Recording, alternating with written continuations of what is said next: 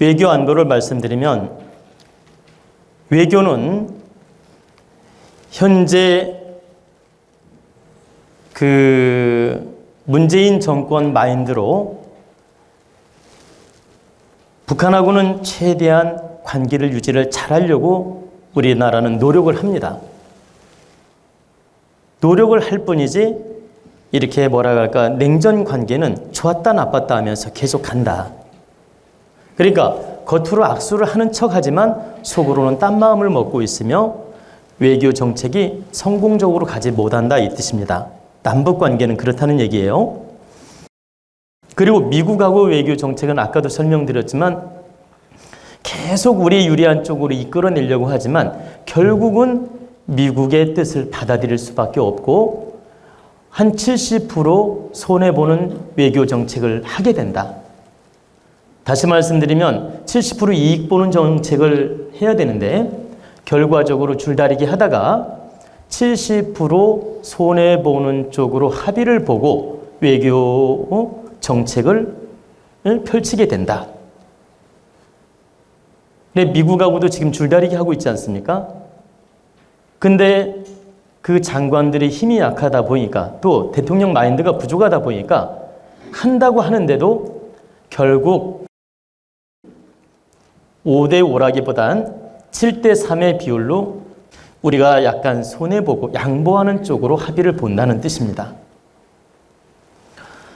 그리고 이제 중국하고 관계는 우리가 그동안 사드 이런 문제로 많이 어려워졌죠.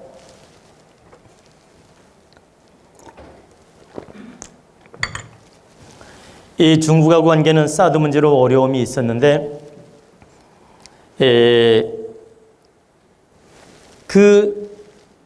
중국하고 미국하고 무역 분쟁, 경제 분쟁이 일어나면서 우리나라도 선의적 그 피해를 보게 되고 중국도 다 풀지는 않습니다. 우리 무역 제재를 다 풀지는 않는다. 그러나 예전에 비해서는 중국인들이 많이 우리나라 오게 되고 또 우리나라 사람도 중국에 많이 가게 되고 중국인들 관광객이라든가 이런 사람들은 많이 우리나라로 오게 되며 한 70%는 회복이 됩니다. 그러니까 옛날에 100이었다면 한 70%까지는 이렇게 교류를 하고 이렇게 여행객들도 많이 오고 호전이 된다. 근데 그 무역 제재라든가 이런 걸 다 풀지는 않는다는 뜻입니다. 그리고 이제 일본하고 관계도 좀 어려워졌지 않습니까? 지난해 어려워졌는데 역시 일본하고도 이 갈등 구조는 2020년도에도 계속 갑니다. 우리 한일 협정 군사 비밀 그거 안 한다 그랬지 않습니까? 근데 이런 것들로 인해서 냉전 관계는 지속이 되며 일본에서 또 하나 트릭을 쓰게 됩니다. 그래 무슨 말씀이냐면 야비한 방법으로 일본에서 또 하나 트릭을 써서 우리나라한테 좀 부담을 주는 일이 좀 생긴다. 근데 그게 치명적인 건 아니고 약간의 정치적으로 트릭을 쓴다는 얘기입니다. 그리고 이제 일본 이렇게 무역 분쟁이라든가 일본 교류 관계는 역시나 완전히 해소되지가 않고 갈등 속에서 악수만 합니다. 그러니까 무슨 말씀이냐면 갈등은 남아 있으면서 겉으로는 악수를 한다. 내면적으로 문제가 해결되지는 않고 우리 잘해보자고 악수는 한다는 얘기입니다. 근데 실제 내면적으로 갈등은 지속되고 있다. 이런 식으로 이렇게 국가 무역 정치 교류 이런 현상은 나타난다. 근데 이제 결과적으로 2020년도는 겉으로 악수하면서 속으로는 딴 생각하는 운입니다. 모합심리라고 하죠. 모합심리. 대면공화대 심격천산이라 얼굴을 보고 이야기는 나누되 마음은 천산이 가리었도다. 그러니까 얼굴을 보고 악수하고 이야기는 해요. 근데 마음은 산이 가린 것처럼 딴 생각하고 있다.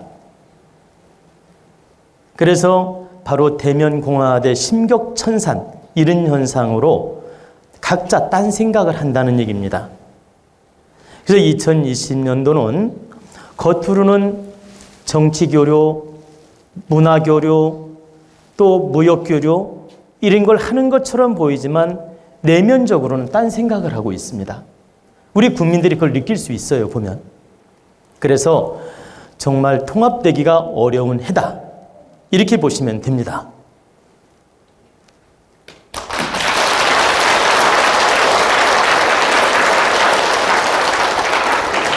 그리고 국군에 대해서 더 질문할 거 있습니까? 지금 검찰 개혁을 하고자 새로운 법무장관을 앉힌다고 추천하지 않았습니까? 그러면 이 과연 신임 장관이 이 검찰 개혁을 할 수 있느냐? 과거 조국보다는 좀 더 합리적으로 개혁을 하고자 노력을 합니다. 합리적으로 노력은 하는데 결과적으로 보면 한 50%밖에 개혁을 못합니다. 그러니까 무슨 말씀이냐면 대통령 임명을 받아가지고 국회 인준을 받아가지고 정식 장관이 임명돼서 검찰 개혁을 한다 하더라도 이분의 관상이나 기운을 볼 때 50% 정도는 역할을 하는데 100% 역할을 못한다. 근데 50% 그래도 흉내는 낼 수 있다는 얘기입니다. 그리고 50%는 개혁을 하려고 노력을 할 것이다. 그리고 이제 우리 검찰 개혁은 반드시 일어나야 되기 때문에 누군가는 총대를 메고 검찰 개혁을 해야 된다고 저는 생각을 합니다. 검찰이 너무 부패하고 권력 집단이고 우리 국가와 국민을 위하는 검찰이 아니라 그 정권 유지하는 검찰, 또 뭐라고 할까, 힘의 논리로 만들어진 검찰, 그리고 힘 있는 자는 그물이 엉성하고 힘 없는 자는 아주 가혹하고 이런 지금 검찰 구조로 이루어졌습니다. 유전무죄, 무전유죄 이런 현상으로 검찰 구조가 이루어져 있다. 그렇기 때문에 이 검찰은 반드시 개혁을 해야 되며 누군가는 총대를 메야 됩니다. 근데 현 정권에서 지금 장관 임명을 해서 검찰 개혁을 하고자 하지만 제가 볼 때 한 50% 노력은 하지만 100% 완성을 못한다. 그게 정말 아쉽습니다. 또 한 가지 언론에 대해서 말씀드리면 언론인들이 중립적 입장에서 눈치 보지 말고 여야를 막론하고 바르게 보도를 하고 바르게 운영을 해야 되는데 정치 압력도 받고 또 정치인들 눈치를 보고 기자들마저도 좌파 우파로 나누어져 가지고 자기가 좌파면 좌파적으로 조금 더 이렇게 긍정적으로 자꾸 언론 플레이를 하려고 하고 또 우파면 조금 우파적으로 좀 플레이를 하려고 하고 이런 식으로 하는 성향을 많이 볼 수 있습니다. 기자는 광명정대하고 정확하게 정치, 문화, 사회를 보도해야 되며 우리 국민의 알 권리를 채워줘야 될 의무가 있는 것입니다. 근데 제가 이렇게 언론을 보면 직무유기하는 언론인들이 엄청나게 많습니다. 물론 정치 세력 압력에 의해서도 그럴 수 있지만 당세를 따라서 이익 집단을 따라서 언론 플레이를 하는 경우가 많이 있다. 우리 사회가 이렇게 문란해서는 안 된다는 뜻입니다.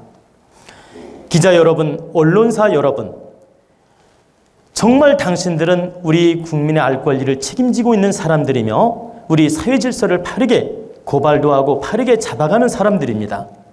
근데 당신들이 당리당략에 빠지고 눈치 보고 압력 세력에 편중돼가지고 편승해가지고 이렇게 편승해가지고 언론 보도를 하고 외압에 의해서 국가 국민들의 눈을 속인다면 당신들은 직무유기를 하는 것입니다.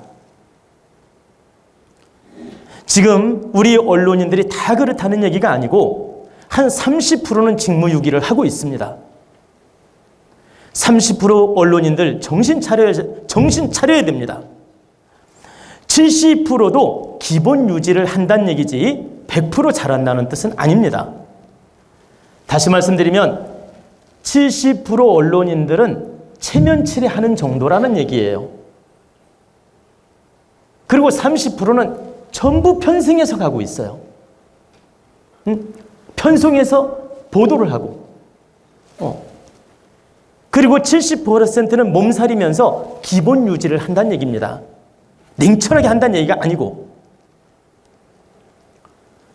이렇게 언론인들이 좌지우지 돼서 되겠습니까?